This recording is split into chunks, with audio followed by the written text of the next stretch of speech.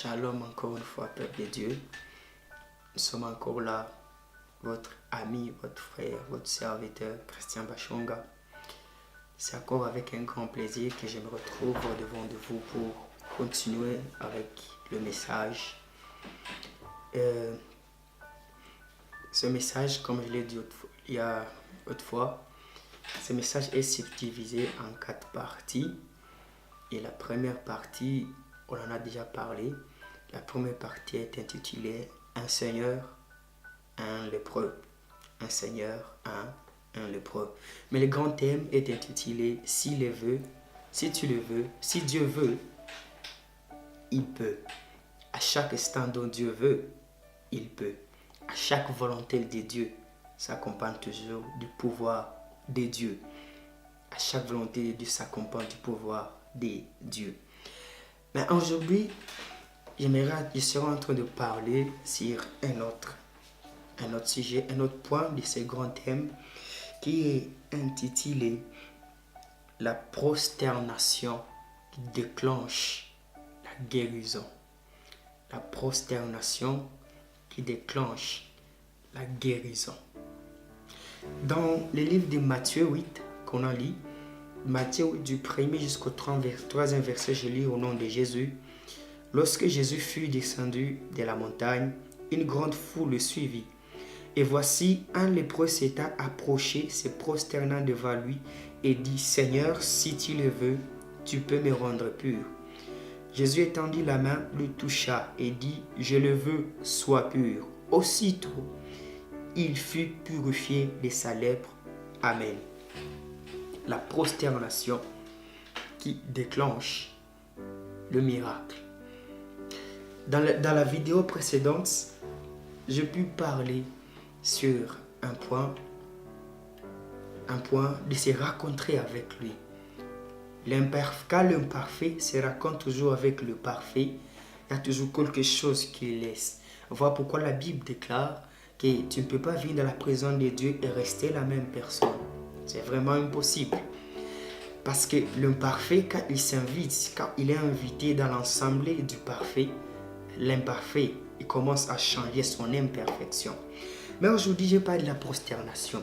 Là, il me dit, quand Jésus, lui, il descendait de la montagne, cet homme, en voyant Jésus, il s'est approché de Jésus. Il s'est approché de Jésus. Je me rappelais à quelqu'un, il y a certains miracles que tu ne pourras pas vivre parce que tu es tellement éloigné de Jésus. Il y a certains miracles que tu ne pourras pas vivre parce que tu es tellement éloigné de Jésus. Il y a des miracles, c'est vrai que Jésus-Christ, il faisait des miracles à distance, mais la plupart des fois, il aimait faire les miracles étant proche. Rapproche-toi de Jésus.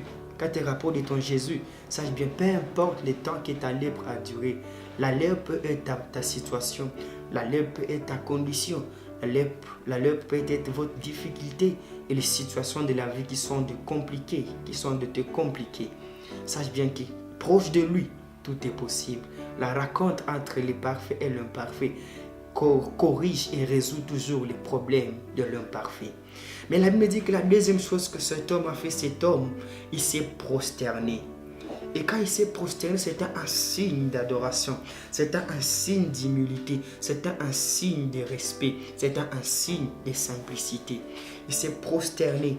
Et en se prosternant, il a maintenant déclaré, il a maintenant poussé un cri, il a maintenant demandé, il a maintenant parlé à Dieu, il a maintenant parlé à Jésus qu'il pouvait lui dire, si tu veux, tu peux me rendre pur. Si tu veux, tu peux me rendre pur. Mais avant que tu puisses dire que si tu veux, tu peux me rendre pur, rassure-toi que tu es d'abord dans la famille, que tu t'es d'abord prosterné. Pourquoi? Parce qu'il y a certaines positions qui vont toujours déclencher les miracles dans ta vie. Même dans la vie normale, quand un homme s'est simulé, quand il s'est simplifié, il y a toujours une voie qui sait s'ouvrir pour lui. Alors cet homme, il a compris qu'il y a certaines prières qui ne s'exaucent que lorsqu'on est à genoux. Il y a certains prières qui s'exaucent que quand on est à genoux. Aujourd'hui, j'aimerais que tu puisses juste comprendre quelque chose. La prosternation avant le miracle provoquera toujours le miracle. Quand tu souffres, prosterne-toi. Cet homme n'a pas attendu un miracle pour qu'il puisse se prosterner. Prosterner, je prends cela comme l'adoration. Je prends cela comme l'adoration. Cet homme, il n'a pas d'abord entendu de voir une bénédiction pour adorer les dieux qui bénit. Il a adoré d'abord. Après l'adoration, il a vaincu le miracle. Il s'est d'abord humilié lui-même. Il est descendu au devant de Jésus et directement quelque chose s'est passé. Il y a un miracle qui n'attend que lorsque tu vas te prosterner. Quand tu vas apprendre à te prosterner, sache bien que tu vas aussi apprendre à vivre certains miracles. Quand tu vas apprendre à te prosterner au devant de Dieu puissant et merveilleux, sache bien qu'il y a certains miracles qui sont en train d'inviter dans ta vie. Regardez bien cet homme, il savait bien que sa maladie il savait bien qu'il avait un problème, mais il n'a pas d'abord présenté son problème. Il est d'abord descendu au devant de Jésus. Aujourd'hui, j'aimerais te rappeler quelque chose. C'est que Naomi avait demandé à Ruth. Naomi va dire à Ruth, ne dis rien à Boaz si Boaz n'est pas rassasié. J'aimerais rappeler à quelqu'un, si ton Dieu n'est pas rassasié ton adoration, ne lui présente pas tes requêtes.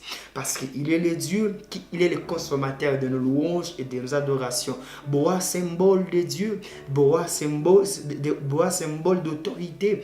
Et la Bible me dit que Naomi lui avait dit, premièrement, sache bien, d'abord il faut que Boaz soit rassasié. Quand Dieu est rassasié de la louange et de l'adoration, il saura comment résoudre votre problème, peu importe sa ténacité, peu importe sa durée, peu importe les temps que ces choses ont été. Regarde bien la femme qui souffrait de la perte des sang dans les évangiles.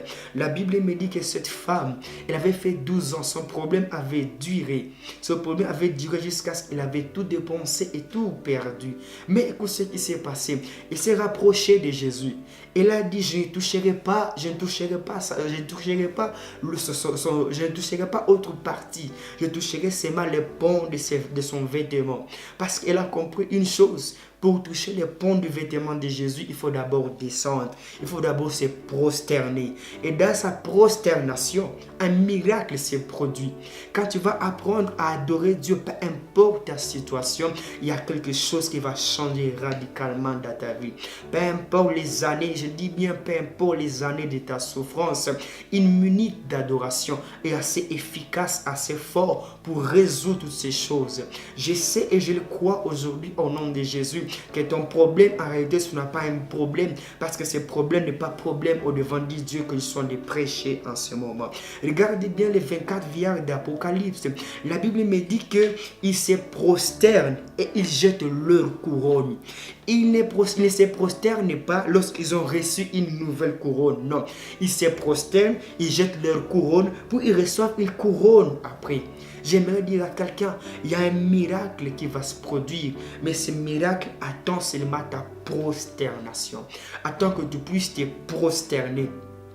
Attends que tu commences à vivre une vie d'adoration, que tu commences à vivre une vie d'humilité, que tu commences à vivre une vie de simplicité. Quand tu vas apprendre ces choses, un miracle va se produire. Une lèpre sera guérie. Une lèpre sera guérie. Peu importe que ce soit une lèpre de la famille, elle sera guérie. Peu importe que ce soit un péché qui t'accable, qui te prend, qui te est devenu dépendant de cette chose-là, l'adoration a la capacité de résoudre ces choses. J'aime comment est-ce qu'on parle de l'adoration en hébreu, on parle de prostuneo. Et quand on parle de prostuneo, ça veut dire descendre au devant de quelqu'un qui est plus grand que toi. Reconnais aujourd'hui que ton Dieu peut tout et lui, il fera tout dans ta vie. Tel que dit dans le livre de Job. Job est en train de déclarer, je reconnais que mon Dieu, il peut tout. Reconnais-le aujourd'hui. Reconnais-le aujourd'hui. Prosterne-toi. Adore. Combat à genoux. Cette maladie, la combat pas étant debout. Combat-la à genoux. La guérison sera à toi. Nous sommes une armée qui ne combat pas étant debout. Notre combat, c'est que nous combattons étant à genoux. Et la victoire, elle est certaine. Que Dieu te bénisse. Je vais prier pour quelqu'un. J'aimerais prier pour quelqu'un aujourd'hui. Et je sais que quelque chose va se passer. J'aimerais demander à Dieu que Dieu puisse donner à quelqu'un un cœur d'adorateur. un cœur d'adorateur. Car Dieu ne cherche pas un adorateur seulement, mais Dieu cherche un vrai adorateur. Sois ce vrai adorateur, quelque chose va changer. Tu vas juste m'accompagner dans cette prière et quelque chose va changer en toi. Seigneur mon Dieu, je suis en train de prier pour mon internaute qui est en train de suivre ces messages. Je prie, éternel mon Dieu, que ta faveur, ta puissance et ta grâce puisse, mon Dieu, moi les saisir là où il est au nom de Jésus-Christ. Je prie, éternel Yahweh, laisse que tu puisses lui apprendre, Dieu de gloire, à se prosterner, peu importe la ténacité de ses difficultés, qu'il apprenne à descendre, à se prosterner, éternel Dieu de gloire, peu importe la complication de ce combat, qu'il apprenne, mon Dieu, à se prosterner, Dieu d'Israël, peu importe la lèpre, Père éternel, qui a autant d'irriter sur son corps au nom de Jésus. Je prie, Père éternel, donne à quelqu'un le cœur d'un vrai adorateur qui adore avant le problème, afin que Dieu de gloire, l'adoration puisse déclencher et provoquer un miracle dans quelqu'un. Lorsque quelqu'un va apprendre à être un adorateur, qu'un miracle se produise en lui maintenant, au nom puissant et glorieux de Jésus. Je puisse de te bénir, Père, pour ta faveur, parce que tu m'exauces et tu viens de le faire avec mon frère, ma mère. C'est le temps de m'écouter en ce moment, au nom de Jésus. Amen. Que Dieu vous bénisse qui avez suivi ce message. N'oubliez pas d'aimer, n'oubliez pas de commenter, n'oubliez pas non plus de cliquer sur cette cloche et ça va nous faire énormément de bien. Que Dieu te bénisse. Amen.